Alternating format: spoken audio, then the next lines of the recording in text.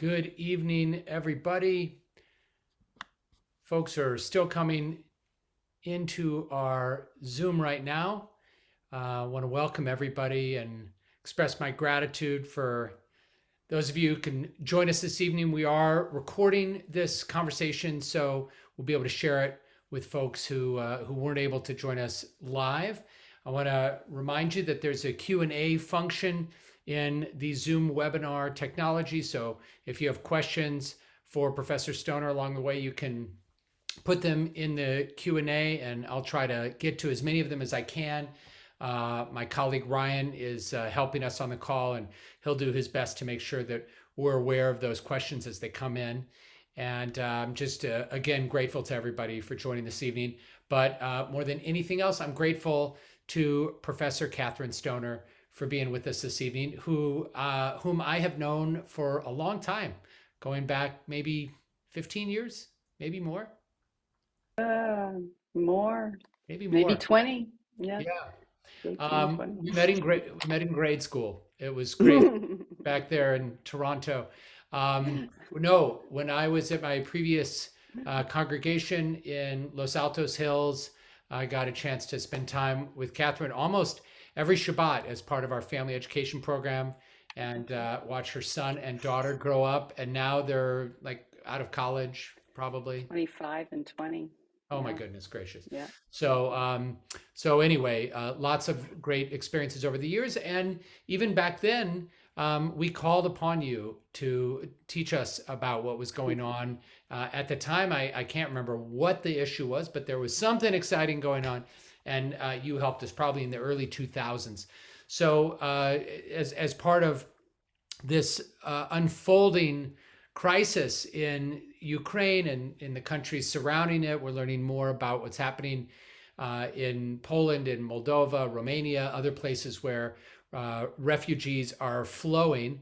I reached out to Kathryn to ask her if she would give us a little bit of our time, and I got a copy of her most recent book, Russia Resurrected, which I absolutely recommend to you. I had a chance I'm not quite done, but I'm about halfway through, and so I've got half the story, and you're gonna help us through especially the section on what's happening in terms of Russia's power in the new global order. First of all, just in terms of the origin of the book, obviously you didn't know this was going to happen, but you had seen other things happen, including Russia's grab in the Crimea. What inspired this conversation? That book, first of all, thanks for having me. It's great to see you. It's great to be here. And I like the little cutie behind you there as well, Become, Yoshi. You may see my lab Phoebe come in to the room here as well. Kobe, Um, people know that Kobe's been at more Zooms and Friday night services than some of our congregants even. So anyway, it's good stuff. Yeah, Phoebe too. Um, so this book came from a little bit of sort of frustration, I suppose, in understanding what Putin's goals were, and also in the perception I think a lot of us have of Russia as kind of an oil dependent state that is really not, that's economy is a shambles, and that really hasn't recovered from the hangover of the collapse of the Soviet Union 30 years ago. And at the beginning of the book, I don't know if you read that. Most people skip over the sort of the acknowledgement section, I guess. And um, I tell a little there's a story quote. there. There's also a quote from Putin at the very beginning of the book, which I thought was very interesting. Yeah, yeah, which is we have accomplished more in 30 years than other countries, and it took centuries other countries to do. And he's referring there really to the recovery of Russia since the Soviet collapse. So most of you probably remember the Soviet Union collapsed in December of 1991.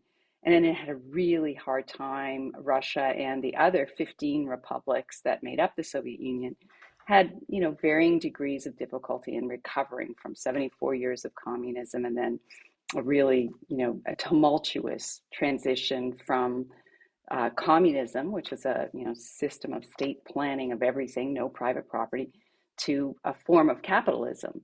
And Russia probably had the hardest time, although we can leave some of the Central Asian republics for another time. But Russia probably had the hardest time, partly because it's just so huge, right? This is the largest country on earth. It has 11 time zones. So even just Russia, not the Soviet Union, is the largest country on earth geographically, 144 million people. So I think a lot of people's minds were frozen in the 90s. And I guess I tipped over when we had, I'll tell you who it was. I don't think I say it in the book, but it's Michael Hayden, the former director of national intelligence, came to Stanford and he gave a talk and he said, this was probably 2012. You know, Russia, it's at the little table. I think it was Thanksgiving. So Russia, it's at the little table with North Korea in terms of global power. They want to be at the big table with us, with the adults, but they're really at the little table. This scared me because I thought, here's a guy who hasn't been there in about 10 or 15 years, because that's not, I spend all day, every day, Yoshi, pretty much, as you know, working on Russia, teaching or writing, and watching their news and going there until COVID. That was a fundamental misread of where Russia was at that point. And the next thing you know, we see them annex Crimea, which was a peninsula, right, in Ukraine on the Black Sea, still part of Ukraine. We don't recognize it as part of Russia. And support this low-level war that was in the Donbass region. That's the excuse Putin's used to go in to Ukraine now, allegedly mistreatment of ethnic Russians in the Donbass region. And then we had the election of Donald Trump and alleged Russian interference there. Russia got involved in Syria. But I had actually started this book beforehand because, I think our intelligence agencies, if the head of the National Intelligence, DNI, right, Director of National Intelligence, was saying this, then we had misinterpreted what their capabilities were, and so that's how the book really started. That it has recovered, but the big theme is that as far as it has come, it's almost done that in spite of Putin, not because of him. Although, as any good politician would, he takes credit for a lot of Russia's comeback. Well, clearly, and I'm going to ask you many more questions about Putin and his sort of personality profile and other things, but clearly that kind of comment, we'll put you at the table with North Korea, is not the kind of comment that someone like Vladimir Putin would hear and take lightly. Instead, probably take it as a challenge. I neglected to mention at the beginning, and I should have, because I was just so delighted and excited to see Kathryn, all of her bona fides. She grew up in Toronto, but of course Harvard, and for her Ph.D., and she taught at Princeton University for several years. I missed her. We weren't there at the exact same time. But really has been a lifelong student of and teacher of and expert in Russia, former Soviet Union. What sparked that in you when you think about your academic journey? What brought you to this field in the first place? Well, I love to tell my kids that, I knew in kindergarten I want to be a Soviet specialist because that's what it was. But in fact, I did not. I had wanted to be a dentist. It seemed like steady work to me. But this I think is sort of good evidence that one professor, one great class, or one great teacher can really turn your life right in a certain direction. And so for me, that happened when I was undergrad at University of Toronto up in Canada. And I just I actually had two great profs just at the right time as Mikhail Gorbachev was coming in to take over the Communist Party of the Soviet Union in 1985.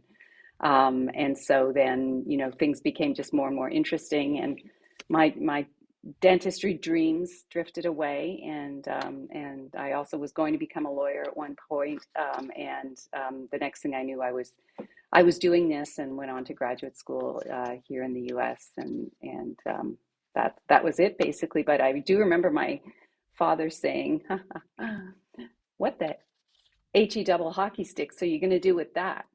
And so I do notice on Twitter it's a theme with among those of us who are Russia or post-Soviet specialists, people saying, my parents said it would never come to anything. So unfortunately, we are needed. And right now, I would love not to be, because this is just a terrible, terrible crisis for Ukraine, and also, frankly, for Russia, because of the gains that, the Russian people have made in 30 years have been just blown apart by this as well.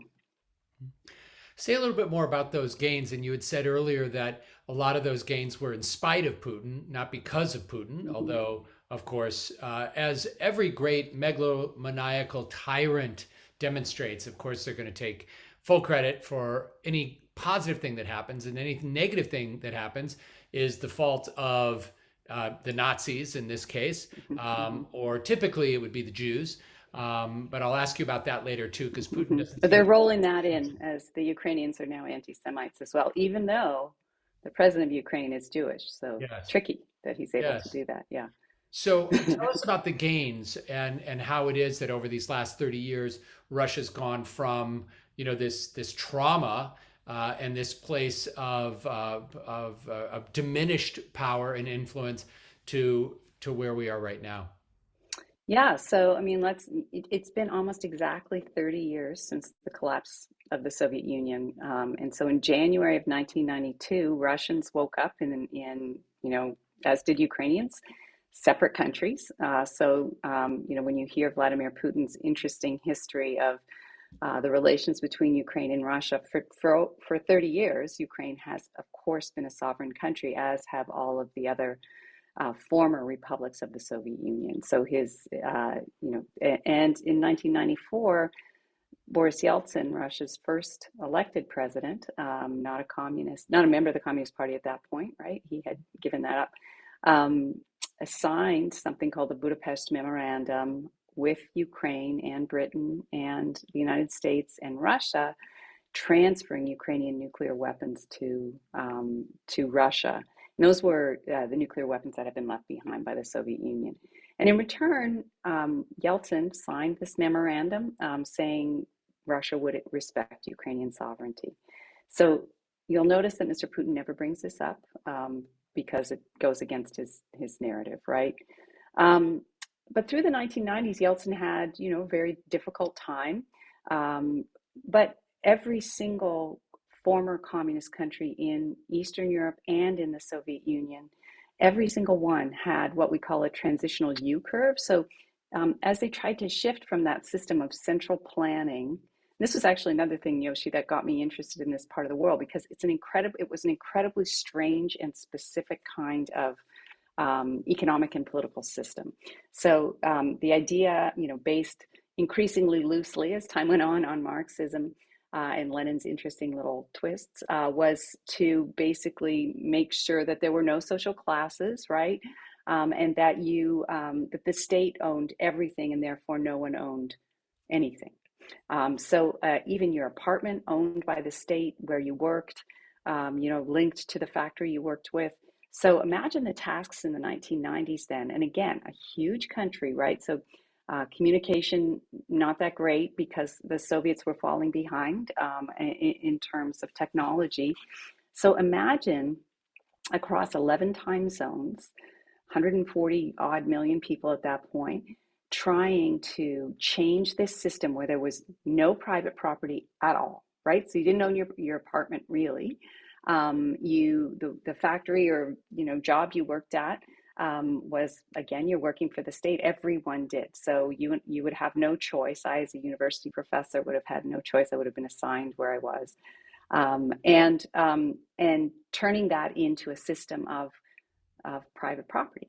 So they did it very quickly in the 90s, and they knew that they also would have to demonopolize, because Soviets had this idea of gigantism, right? So economy of scale. So let's say if you're making computer mice like this one, you would have one factory in the Soviet Union that made computer mice, and it might employ 5,000 people. So it's like a little village. So you'd have to break those up and then sell them off. The problem is they didn't necessarily break up those big factories before they started selling them off. And so we ended up getting a couple of really rich guys And if people are interested in how all of this happened, I can recommend some things to read. And now we call those guys the oligarchs, right? And many of them have been sanctioned, but there's also a new group that came in. So sort of dramatically, the Russian economy did this huge dip down in terms of GDP, and then has a big financial crisis in 1998. And in 1999, it starts growing again. And just to give you a sense of how far down economic growth was, it was called at the time the worst man-made catastrophe outside of wartime. So, it was not just a recession; it was a depression until about 1997, and then 1999, the economy's growing on a pretty steady trajectory. So it's notable because that's before Mr. Putin came into office. He becomes acting president initially in 2000. And the economy's already growing. And the other thing in the 1990s is Russia is, of course, a big exporter of oil and natural gas. And we're all feeling that. If you don't have your Tesla or I'm forgetting what they're called. What's the Toyota one? Or Yes. your right. You should get it fast. Go electric quickly. Get your solar panels. You guys are in LA, so you can do that. Because gas prices are going to go up even higher. Now, that's not because here in the United States we use a lot of Russian oil. We actually don't. It's only about 3% of the total amount of oil that we use. We actually use most of what we produce. But Russia is a huge exporter. It alternates with Saudi Arabia as one of the two biggest oil exporters globally. And so this is going to affect global oil markets and therefore our prices at the pump. Anyway, but in the 1990s, Boris Yeltsin wasn't as lucky as Vladimir Putin. In fact, I have a colleague who calls him Vladimir the Lucky, because the average price per barrel, let's see, oil prices, I think today it was around 130, might even have gotten up to close to $140 a barrel. Today, in the 1990s, the average price was $17 a barrel. So even at that, the Russian economy began to grow again from that depression. So we can sort of think about the counterfactual, like what would have happened if under Yeltsin and this democratizing, at the same time they're trying to transform their economy. It's like turning a big ship. That's why I'm doing this into a different direction. They were also trying to build an open political system. And so unfortunately, in a lot of Russian minds, the hardships of the 1990s, and they were very hard, and some of the corruption then is linked to democracy. So when Putin comes into power in early 2000, he is initially acting president, and people don't know him. He had been prime minister, but for 3 months. People didn't really know who he was, so they had a little gaggle of journalists follow him around, and it produced a book called От первого лица, or From the First Person, which you can read. It's just a little pamphlet, and you learn a lot in there, including, he says, he didn't want to be president. Yeltsin basically begged him to do this.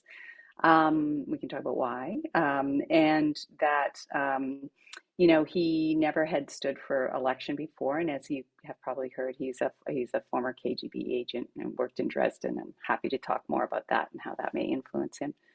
But he inherited a country in 2000, as early as then, that was already beginning its economic recovery, and that had not a strong democracy, but at least a pluralistic political system where elections took place when they were supposed to. There was corruption, yes, but there was corruption in the Soviet period. You just probably don't know about it. And so he didn't actually have to make some of the tough decisions that Boris Yeltsin had to make in the 90s. And so he certainly benefited from that. And then in 2003, we see oil prices go up, and they begin to go up and up and up. So between 2003 and 2008, Russia's economy grows about 7% GDP year on year, until it eventually gets to about the size of South Korea's economy, Canada's 1.7 trillion US dollars. But it's almost entirely oil and gas related. So that in terms of other exports, intellectual, creativity, and those kinds of things, it's largely lacking, correct? No, Yoshi. You got to read the rest of the book. So it is a lot, yes, and it's very. But this is not Venezuela, which is or Saudi Arabia, which is completely dependent on oil and gas revenue, and there we call them resource cursed because they are really subject to the booms and busts of oil prices, right? So if I just mentioned oil prices can be $17 a barrel, they can be $117 a barrel. And so, what a lot of oil based economies do, and Russia didn't do, is they get into a debt trap because they are used to having the money flow in from high oil prices. And when oil prices drop, then suddenly they can't pay for everything that they had spent on when oil prices were high. And so they borrow money, they get into debt. And so we call that the oil curse, the resource curse. They tend to spend heavily on security systems or security or police to keep themselves in power, and it tends to produce autocratic governments. So if you look superficially at Russia, it looks a bit like that, right? But actually the Soviet Union and therefore now Russia made a lot of other things, and they actually sell a lot of other things. So there has been a decoupling, and I just mentioned that the Russian economy began to grow in the 90s even though oil prices were $17 a barrel. Well, since about 2010 or 12, and the most recent, there was a big economic crisis in 2008, oil prices and Russia's GDP began to decouple. And it's partly because they have some things that they export. So you can't go into Target or Walmart down there in LA and buy something that says made in Russia like you can with China, right? That's because it's not a workshop in that sense in the way that China is for the rest of the world. But what they do sell is heavy industrial goods. They sell chemicals. They're actually really good at pharmaceuticals. They are big in aluminum. In fact, we sanctioned Rusal, which is a big aluminum company, and then we had to take those sanctions off in 2016 because it was such a huge disruption to the global aluminum markets. They sell a lot. If you wanted to buy like a huge dump truck to build something somewhere, whose wheels are, taller than your house, get that in Russia. They sell uranium plants. They sell them they sell uranium, but they sell nuclear plants for energy all over the place to China, to India, throughout sub-Saharan Africa. So they sell, and the biggest thing other than oil and gas that they sell that's really expensive are weapons. And they will sell them anywhere. And if you want to talk about the Middle East, we can talk about that too, because they have established great relations with Israel and Saudi Arabia, and Iran and Saudi Arabia. So they sell a lot of other things as well. So although as important as oil and gas are, it isn't actually the only thing. And so I think that's an important thing people need to sort of understand about the Russian economy. It's not oil cursed in the same way as Saudi Arabia is. It does do other things, some of them really well. Yeah, you write. Actually, I listened to a thing this morning about neon and Mhm. how important neon is, not just for neon signs, but for creating industrial lasers. And both Ukraine and Russia Mhm. export a lot of neon. So this was about how the neon market is going to be disrupted by this Yeah. conflict. You write in the And beginning. titanium too. Titanium they use it in cell phones. Russia's a big exporter of that and a number one grain exporter in the world as well now. So lots of markets are being disrupted and will continue to be disrupted. At the beginning of the book, you write, Putin's Russia demonstrates that a state does not have to be a great power that is at parity in all realms with the United States, Europe, and China, but it can be good enough to dramatically alter the balance of power in a new global order. Um, I'd love you to unpack that a little bit for us in terms of the good enoughness Hmm. of Russia, and certainly when we think about the global story over the last couple of weeks and probably for months to come is going to be this story. Hmm. How is Russia as a good enough power altering the balance of the global order? Right. So one of the kind of I guess that for the political science crowd, one of the disruptions in thinking I try to make in the book is how we think about power, right? So when we think back to Michael Hayden, who I mentioned to you earlier, right? He's thinking in a traditional way about how countries influence other countries, get them to do something they might not otherwise do. And so when you think about that, you might think about, military, right? How much do you spend on the military? How many soldiers do you have? GDP or money, right? And then people, how big's your population? And if you add up all those things, then you might get, really strong countries on this end and little tiny weak ones on this end. The problem is that can't explain countries like Russia that seem to have outsized influence, right? And so what we get is, oh, Putin's a genius. He plays a weak hand well. And so my book argues that's not the only way to measure power, right? You have to, in some areas, Russia, as we're seeing and we're about to feel it even more, is really important in some policy areas. And one is, of course, energy. So it's natural gas and oil. Natural gas is different from oil, right? Oil is refined and goes into your car, and that's why you're getting higher gas prices for your car. Natural gas is what comes out of your stove. And a lot of people use it for heating and it's cleaner. Well, unfortunately, Russia is one of the world's largest producers of that too. And Europe in particular, Western Europe, but also tons of Eastern European countries are up to 90% in some cases dependent on Russia for natural gas. And over the summer, we started to see natural gas prices go up as well. And so it's they're really important in a certain area. The other thing they're really important is transporting that around the world. So when they got involved in Syria, for example, they now basically control, that is the Russians, the oil pipelines coming out of Iran and Iraq through Syria to the port in Tartus in the Middle East. So they also now have a permanent presence there. So these are kinds of things that you couldn't, that's tremendous leverage because Russia has in fact turned the gas off before. They did it in 2008. This is tremendous leverage over other countries, and it's tremendous leverage over a really important thing to the global economy, right? That doesn't come up in those traditional measures. Also, the size of your population doesn't really matter, or how many people in the military at a certain point when you have super high-tech weapons and technology. And so Russia has that. And so this picture of, they're the only other country on earth that can deliver an intercontinental ballistic missile to LA or New York in under 30 minutes. Not China, but Russia. They, also sell diamonds. I mentioned titanium. And the weapon systems are a huge issue in terms of arming countries in the Middle East, and they've also come to effectively control several other countries, including Belarus, but outside of Russia as well. Look at Syria.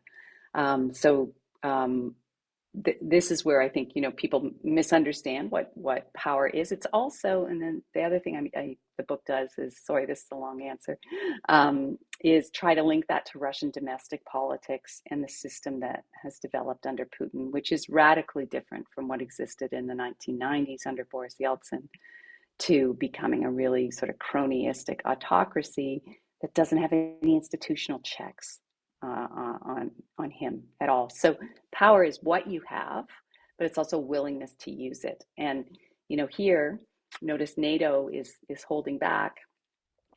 We thankfully have institutions that check the executive power here in the United States. They don't have that in Russia, not anymore. And so it's the power resources. It's got some pretty strong cards in its hand of cards.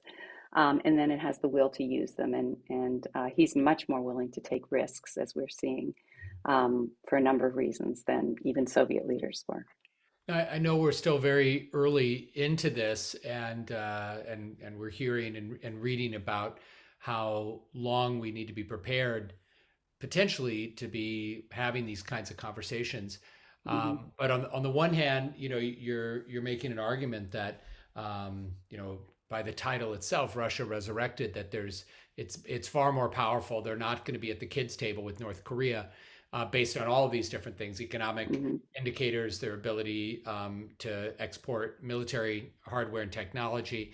But also, yes, they're a nuclear power. But what we're seeing with the military right now in Ukraine is not so inspiring in some ways, and yet maybe it's just some missteps at the beginning of a conflict that over time, they will correct for. Hmm. I'm wondering, as you've been following what's happening on the military level and your context both in the Russia studies and also people that in government and people that in the region. What's your sense of why it's going apparently rather badly for Russia, given everything that we were just talking about in terms of Hmm. the power that they've developed?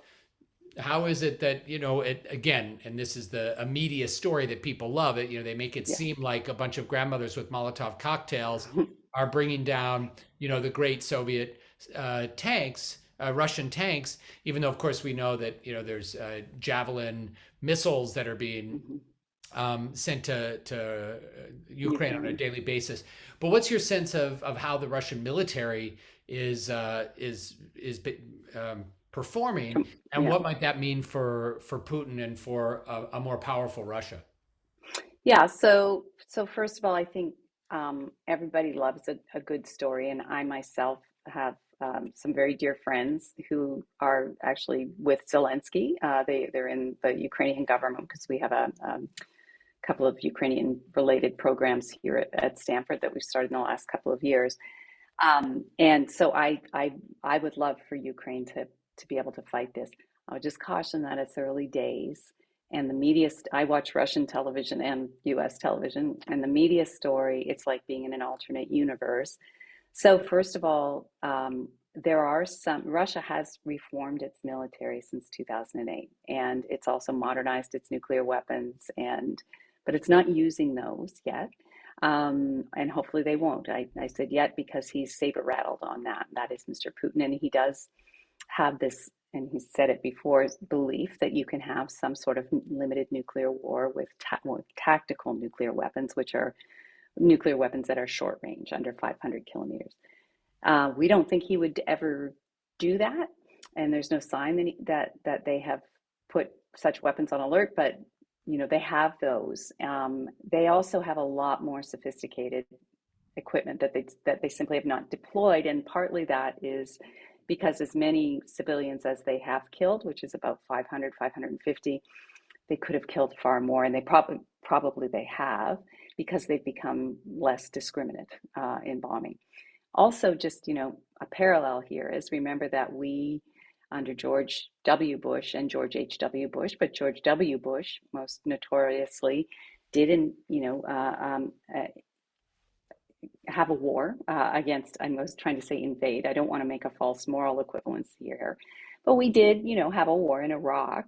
And then remember that Dick Cheney assured everyone that our military would be greeted with bouquets and roses, and the Iraqi people would be delighted to have us liberate them from Saddam Hussein. And in fact, that's not what happened, right? And so it took months, but we did eventually take over in Iraq. And so I would say that is what we're seeing happening in Russia, in Ukraine. It's not that the Russian military has failed miserably. I mean, they have met more resistance in the Ukrainian military because we have armed the Ukrainian military. They are trying not to kill everyone in Ukraine. But, I would expect, unfortunately, to see those mortality figures go up. And they also used for a little while anyway. It's not primarily a conscript army anymore. It used to be. It's been professionalized, but they did confess that they have had conscripts there who they are pulling out because they're not as professional, and the weapon systems that they're using. It takes a while to learn that, so you can't have a conscript who's only in the military for a year doing that. So I think that's what it is, and I would just caution everyone, as much as I would like them not to win, obviously, and how wrong that would be, and that it took us a while in Iraq as well. And I think people forget that Ukraine is, other than Russia, it is actually the largest country geographically in Europe. It's bigger than France, it's bigger than Germany. And the other thing, I think, just as we did in Iraq initially, I think the Russians misjudged the reaction of the Ukrainians. I think Mr. Putin, he believes his rhetoric, which is they're just being misled by these so-called democratic leaders who are being encouraged by the West. And surely the Ukrainian people will welcome us. And so that was definitely a miscalculation. But yeah, it's not entirely clear that they've done badly just yet. It's there has been a little bit of restraint. And then finally, I do think that there is an element in the Russian military that is wondering, what the heck are we doing in Ukraine? I don't want to be here. And so we've seen a little bit of that too. But yeah, let's wait a bit and see. Tell us about your connection to, you mentioned President Zelensky, and Mhm. obviously for many of us, the first we'd really heard about him. I've not been watching his movies or Ukrainian Dancing with the Stars until recently. Of course, I saw some of those clips, um, but clearly, former President Trump's phone call, the perfect phone call, the infamous phone call that we learned so much about, where he quite clearly made a connection between behavior that he wanted from a Ukrainian official as a quid pro quo for American funding. So that He was wanted for it from much Zelensky. Yeah. what? He wanted Zelensky to start an investigation into Right. Biden. Yeah. Right. So that was one Mhm. for many of us. That was the first we'd really heard about Mhm. him. We found out that he's Jewish. Um, but tell us a little bit about your connection with him and with other Mhm. people in his government. And I think for a lot of folks, not just on the sort of the Jewish frame, where we would say, look, as fellow Jews, we especially want him to be able to succeed as freedom loving people. We want the democratically elected president of a sovereign nation to be able to succeed. And we're seeing his leadership, Mhm. and many of us very inspired by his leadership, and how he's surprised a lot of folks who might have dismissed him as, he's a comedian turned politician. But tell us about him and about your experience of him and his team. Sure. So yes. I've met him. We actually hosted him here at Stanford last summer, and him and his wife Alina, and we were able to spend some time with him, and then walking on campus. And he's a really charming guy. I'm trying to think of an equivalent here of almost Tom Hanksy in his charm. I would put it that way.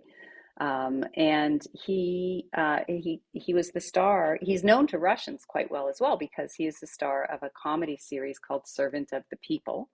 And if you haven't seen it, you can actually see it on Netflix here in the United States. I would highly recommend it too. Actually, Yoshi, you would love it. It's really, really funny. And Servant, so in that servant of the people. Yeah. Servant of the And People, yeah. Ryan, And as Professor Stoner mentions any of these things, if you want, you can put them in the chat there so people have them for later. yeah, okay, so it's excellent. It's really, really funny. And it also played in Russia. And so, Russians know him as this Tom Hanks type character. And so in that series, that's probably the thing he's best known for. He plays a high school teacher who um, one day in class just goes off on corruption in Ukraine, and his students encourage him to run for president, and he does, and he wins. So art, I guess, life imitates art, and so he did this in 2022, so 2019, and yeah, he's 2019. There was another between 2014 and now. There's another president, Poroshenko, and he, didn't have any governing experience whatsoever. He, though, was young and very charismatic, as you're witnessing now, and had some good ideas. He is kind of linked to an oligarch there he was. Zelensky's also not just an actor, but he, as many actors do, get involved with the entertainment industry and business. So he had his own production company. And so that was in part um, funded by this oligarch. And so as he tried to clean things up in Ukraine, he also had this problem that he was linked with this really wealthy guy who was a little shady. So anyway, I am actually quite good friends with one of his former prime ministers who we just had here at Stanford all last quarter until December, and then he went back. And the last thing he said to me, I've been in touch with him since, was, well, if there's a war, I'll go to the front lines. And this is sort of typical. They're all doing that. And he sent a picture to me about 2 weeks ago of himself in full battle gear. And, the guy's an economist. He's never actually held a gun before. But he seems to be You doing want the okay. economists on the front lines. That's where Right, that and the exactly. professors, Stanford professors, those two. Right, exactly. And then Zelensky was not actually that popular until about a month and a half ago within his own country. His approval rating was about 39%. And it's partly because, he came into office promising to make peace. Well, when you have, as we're seeing, an opposite, interlocutors in Russia who actually don't want to make peace, and that was never their intention, that's hard to do. And then some of the other issues, that are just long-term developmental issues, no president would be able to solve. So the fact that he's, popped up this way has been, I think, surprising in a very good way to people. It's, in a sense, he's the right man for the moment, because he's so savvy with the media. And even in the Russian press and watching their TV, they're saying, we're getting, our rear ends kicked by this. They are controlling the narrative. He even speaks sincerely to the Russian people. And again, right, like imagine Tom Hanks, someone like that, doing it and saying, you're killing my people. And so this is quite effective, as it turns out. Many people have wondered, well, short of NATO getting involved militarily beyond rearming Ukraine, but actually fighting, short of the United States, bombing Russia, is there a possibility that there would be regime change in Russia? That the Russian people, watching what's happening to their economy, seeing the way Russia is being portrayed in the international press, both from the oligarchs to your everyday Russians saying this is not good for any of us, and we need a change. How possible, how likely is such a thing in your estimation? Well, it's not impossible. Let me put it that way. So there are oligarchs and then there are oligarchs. So in Russia, business and government overlap a great degree. And so, there are some of the guys, and it's mostly men, who got very, very wealthy in the 1990s through privatization. This is the Abramovich type who owns the Chelsea Soccer Club and lives in London. So there are guys like that, the 90s oligarchs. And then there are guys who are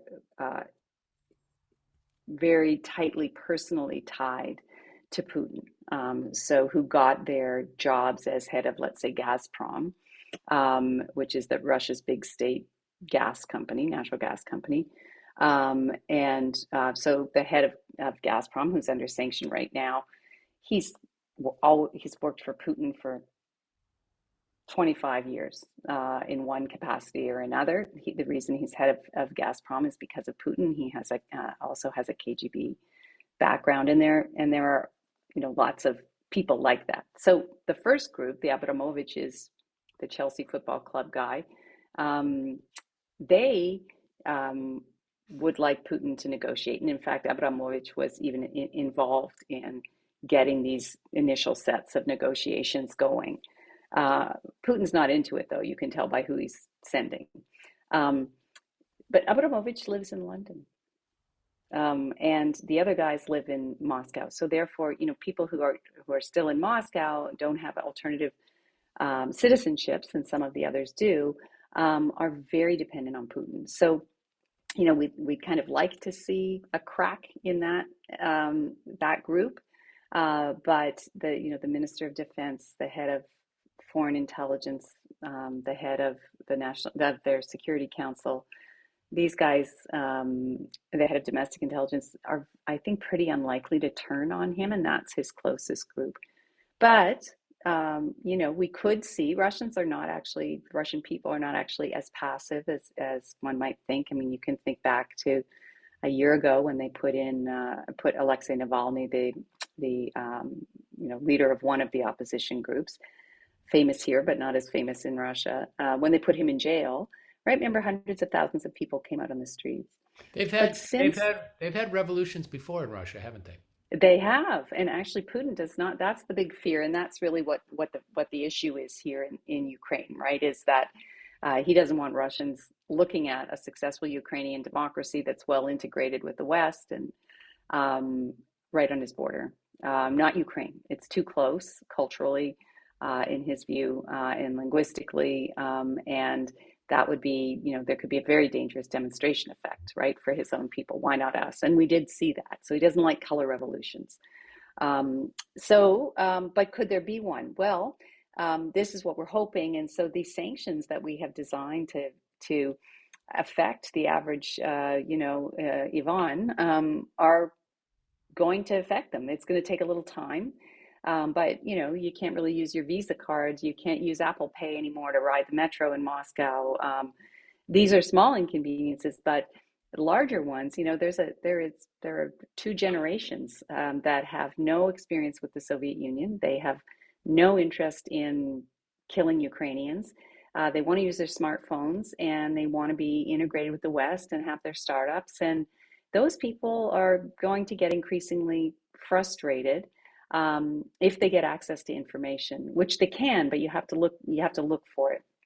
The other thing is that you've probably seen demonstrations that have taken place, and there have been large ones across Russia, have been met with force. So it's not as though Putin's regime was not anticipating this. They've just made it so that you could go to jail for 15 years. And if you don't, you could still lose your job and your home. So it really depends on numbers of people who will take the streets, because you can't shoot everyone, you can't lock up everyone, and I think that's possible. He doesn't want that pressure, and he's anticipated it, and things are going to get a lot worse. So, still, though, to answer your question, I think that an elite, now I don't want to say coup, but elite intervention is probably more likely to happen than a popular overthrow of Putin himself. He's so well protected. He's so isolated. They could remember what happened to Gorbachev. They just announced one day he's sick. He's really sick. Right. A lot of pundits have noted Putin's extreme concern about COVID. And, in the press conferences and everything, he's like, on the other end of a large room, Mm-hmm. and then how that leads to a greater sense of isolation. And, but if you put like the whole personality profile of Putin, where, he's KGB, he's these videos of him riding horseback with his shirt off. There's a certain kind of, not quite aware of how he is experienced by others at times. I think would be putting it nicely. Are we dealing with, your typical run-of-the-mill tyrant megalomaniac? Are we dealing with someone who's truly psychotic? How how likely is it that a man like that, who has access to nuclear weapons, and you mentioned earlier, he could deliver a ballistic missile to Los Angeles or New York. You did not mention the Bay Area, which is interesting to me, and I want to know more about that. But I don't want to frighten our participants here. But like, how scared should we be, and how off the deep end is Vladimir Putin? So he's not crazy. He's paranoid, but he's not crazy. And there is a rationality to this for him, right? And you can see the speeches he gave about 2 weeks ago, sort of explaining the relationship he thinks exists between Ukraine and Russia, he really, the way he sees the world is that he doesn't think it's possible that the Ukrainian people themselves have this desire to turn to the West and have a democracy and be independent from Russia. Nothing happens spontaneously. Everything is manipulated. And this, in part, I think, comes from having this background in the security services, because in his experience, you can construct realities, and so there's nothing that is done by chance in the way he views the world. He does think that that he miscalculated the support, as I said earlier, that Ukrainians have for democracy. It is a different society. It is a different country, and he miscalculated that. He had been more or less assured that this would be quick, right? And that instead of throwing Molotov cocktails at Russian tanks, people would be throwing bouquets of thanks. And so he was wrong there. But sometimes, and we've seen this in our own foreign policy and through history, sometimes the evidence that you value most confirms the view that you already have. And I think that's partly what's happened here. But it isn't irrational. He just sees the world differently, right? Ukraine. He sees the world in a sort of almost a 19th century empire's way, and his thinking, if you think about timing, was, I just mentioned Zelensky wasn't particularly popular, right? 37% approval rating. Biden, he sized up and evidently thought, well, NATO is kind of falling apart. The U.S. doesn't have a strong role in global leadership anymore. This is he was wrong there. And the EU, he's been working for, as you'll see in my book, decades to try and pull it apart. And so, he had reason to believe, especially as Angela Merkel, the longtime chancellor of Germany, left the scene this past fall, and you've got a new government. They had trouble, the Germans, bringing this government in. So all these things come together in his mind, and he's, okay, now is my opportunity. And we saw him start to do this in April and withdrew, and then started to do it again in the fall with troops. So unfortunately, what does that mean? I think they won't stop until they have established, what they feel is control over territory. But I don't think they'll Just control the population. This will be a guerrilla war, be very ugly. in terms of the Jewish community of Ukraine, and I Mm-hmm. mentioned at the beginning of our conversation, I first came to know you and and your family in our weekly Shabbaton program, Jewish Family Education program, and I've been reading as many of us have about Zelensky's background. His great grandfather fought against the Nazis Mm-hmm. as part of the Red Brigade. He lost great uncles to to the Nazis during the Shoah. This rhetoric that we're hearing from Putin about the denazification of Ukraine and sort of portraying Ukraine as a as a neo-Nazi Fascist, yeah. stronghold, even though of Mm-hmm. course they have a Jewish president, and it seems to be a rather vibrant democracy and Mm-hmm. not a fascist state at all. What first of all, what do you make of all of that? And then in terms of the Jewish community of Ukraine, there's a lot being done, in Moldova, Romania, Poland, as Mm-hmm. refugees are coming in. I talked to someone today about a group of Ukrainian Jewish refugees that are coming into Moldova, and they're going to try to get them to Israel. What's your sense of the kind of the Jewish voice or the Jewish angle in this whole drama when it comes to Putin and Zelensky, this denazification rhetoric, and what does this mean in terms of, for us as part of a Jewish community, what are some things that you think we might be able to do to try to improve the situation for for people in the region? Mm-hmm. Oh, so lots. Um, right. I think so. The Putin calling it denazification and this being the sort of theme. And well, first of all, that's really for domestic appeal.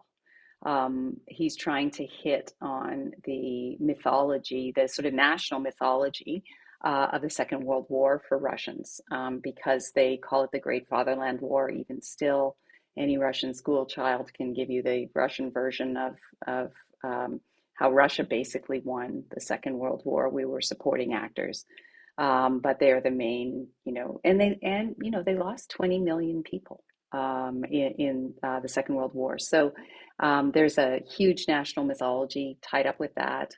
Hitler got close to Moscow. Remember the starving out also of St. Petersburg, the blockade of St. Petersburg. Putin himself lost a younger brother who he didn't, or an older brother, sorry, who was a year old at the time. His father fought in the World War, so that's really for domestic consumption. It's to raise the boogeyman of Nazism. And where he's getting this is there was a hyper nationalism in Ukraine after the Orange Revolution in 2004, when they ousted a president then, and then they ousted a president in 2014. And so what he's done is seized on this, that it's a war against Russians, and this anti-Russianness comes from these Nazis, these fascist nationalists, and so it's really playing on that. It's not true. I mean, there are hyper nationalistic people in Ukraine. Yes, is Zelensky one of them, or members of his government? No, not in this fascist sense, right? He's obviously not a Nazi, and neither are people in his government who I know well and wouldn't be friendly with.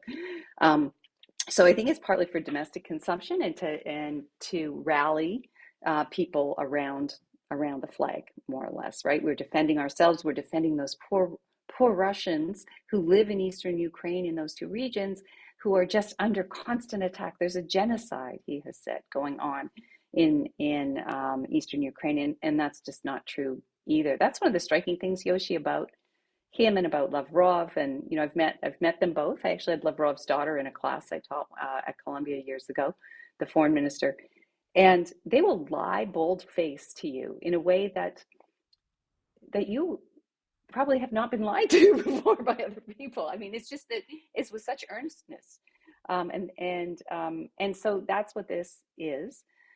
In terms of Jews in Ukraine, so actually, I was just texting with my ex-husband, who Yoshi, because we actually went in to Lviv, where a lot of Ukrainians are going right now in Western Ukraine to leave Ukraine. We went in I want to say 19. It was still the Soviet Union, so maybe 1990. To Lviv on behalf of, what was the name of the Jewish group that looked for Jews in the Bay Area? You might remember. Oh, yeah, it was Jewish Rescue and Renewal. Yeah. Yes, something like, That's how yes. when I went to Kiev in 2000 with Lisa Langer, it was through them. Who I play tennis with. Yeah. Right, Bay Area Jewish Rescue, something like that. Yeah. Right. But so anyway, we went with our list of Jews to find, as to, folks in their early 20s, and we could not find the Jews. All the Jews had left. So this was like just before, as the Soviet Union was collapsing. And but we found their neighbors and had, this is how we kind of tracked them down. But at least everybody who was on our list had left. Since then, though, the Jewish community has resuscitated there. And so right, and people are not afraid to call themselves Jews anymore. I'm to my knowledge, it's not a huge community, but it's certainly relatively large. I know Israel is it just agreed to take 5,000 non-Jewish Ukrainian refugees, which I guess is a bit. Bay Area Council, yes, right. Bay Area Council for Soviet Jewry was what it was called before the collapse of the Soviet Union. Right. So, I don't think Zelensky, pardon me, is particularly observant as a Jew, but it's also an ethnic marker there as well. In terms of things that we can do, 2 million people have left. Now, what you would see on Russian television I was watching today, is you would think that they had gone to Russia. And there is a group that's going to Russia. They're coming from those two eastern parts of Ukraine, the Donbass region, we call it, these two provinces where Russians have been supporting a kind of civil war there. Yes, some of them have gone, but they weren't given another choice either. So most of them, of course, are going to have to seek asylum or temporary protected status either in the United States or in Europe. And so, we will end up in the Bay Area, and you guys in LA will end up welcoming people, and that's sort of a uniquely, Jewish thing that we do, welcoming the stranger. You taught us that, Yoshi.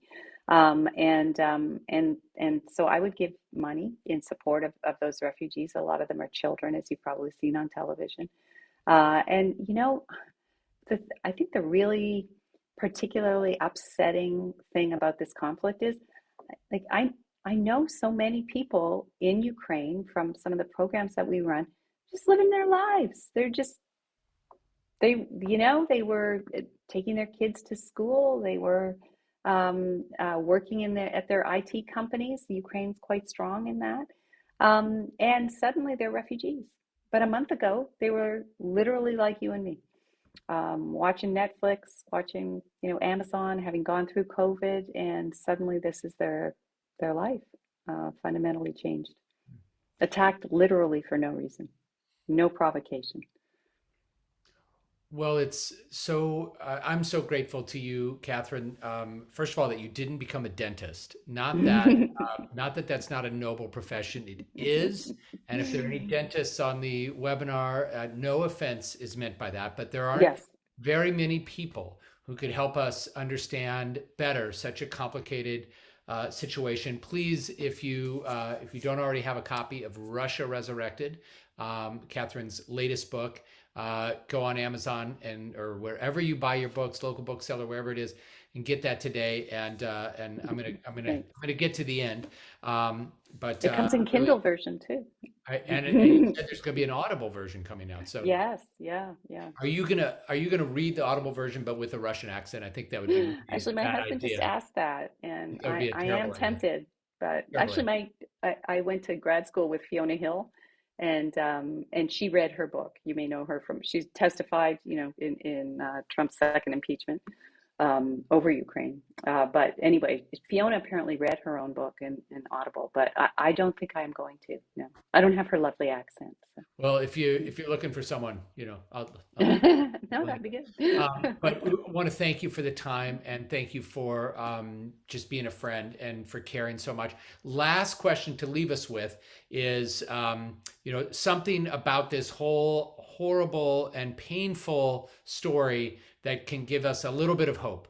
Something that you take out of we know that this conflict is not going to be over anytime soon, but these first couple of weeks of this, what's something that has inspired a little bit of tikva, a little bit of hope in you?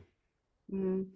Well, I think the fact that so many, well, first of all, young, some of the Ukrainian young people, some of the Russian young people, this is in many ways a tragedy for Russians too, given that their country had come a long way.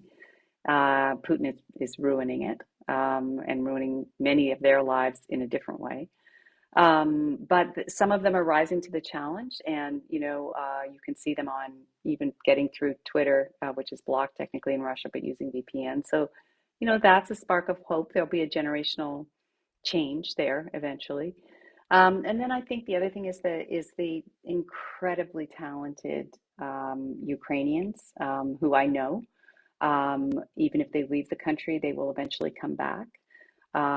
Many, though, are not leaving, and they are there fighting on the front line. And then I guess the other thing is I feel as though, Putin has done what we could not ourselves do, in terms of coming together with our European allies and doing the right thing. And hopefully we'll continue to do that. And hopefully, this will also shake some Americans out of their stupor, and enthrallment with Donald Trump, who, remember, thought Putin was a genius. And if you value democracy, Look at the Ukrainians. Look at them fight for it. And so many Americans would just allow someone like Trump, who has these tendencies, to trample over our rights. And look at the Ukrainians fight for them. And so hopefully, I find that very inspirational. Clearly, so do many, many other people. Kathryn Stoner, thank you so much. Thank you, everybody, for joining us. Please visit wisela.org, and right on the homepage, there's a slide about Ukraine. We'll keep updating that. As soon as we have a recording of this, we'll add that to that web page. But there are also places that you can go to make donations. And Kathryn, as you have other ideas for us in ways that Mhm. we can be supportive and be helpful, please feel free to pass those on to me, and I'll pass them on to the community. Thank you, everybody, for the time and for the concern. Let's keep informed and let's keep engaged, because there are a lot of people who need our help right now. So thank you, Kathryn, and thank you, everybody. Erev Tov, good evening. Thank you very much for having me, and great to see you, Yoshi. Thanks, everyone.